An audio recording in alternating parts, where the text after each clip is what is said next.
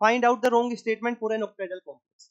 आपको octahedral complex के लिए जो स्टेटमेंट गलत है वो बतानी है। सेंट्रल मेटल कैटायन जिसके पास D6 कॉन्फ़िगरेशन है वो डायमैग्नेटिक होगा स्ट्रॉन्ग फील्ड लिगेंड में। क्या ये बात सही है? चेक करके देखो।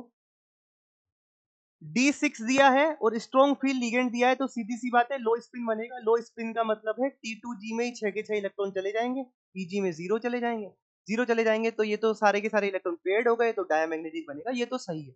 मुझे क्या पकड़ना है? रोंग पकड़ना।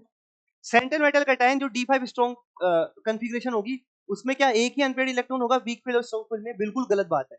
यही क्या हो जाएगा अपना रोंग स्टेटमेंट हो जाएगा।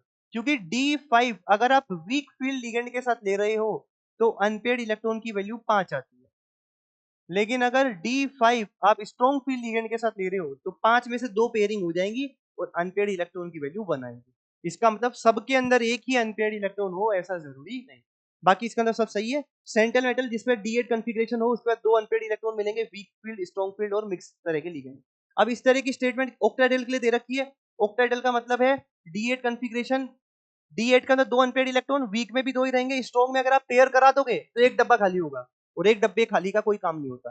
क्योंकि या तो 2 डब्बे खाली चाहिए D2sp3 बनाने के लिए या बाहर के sp3d2 बनाओ। तो एक डब्बा अगर काम आएगा ही नहीं तो आप इलेक्ट्रॉन की पेयरिंग नहीं कराओगे। इलेक्ट्रॉन की पेयरिंग नहीं कराओगे तो 2 ही अनपेड इलेक्ट्रॉन बचे रह जाएंगे।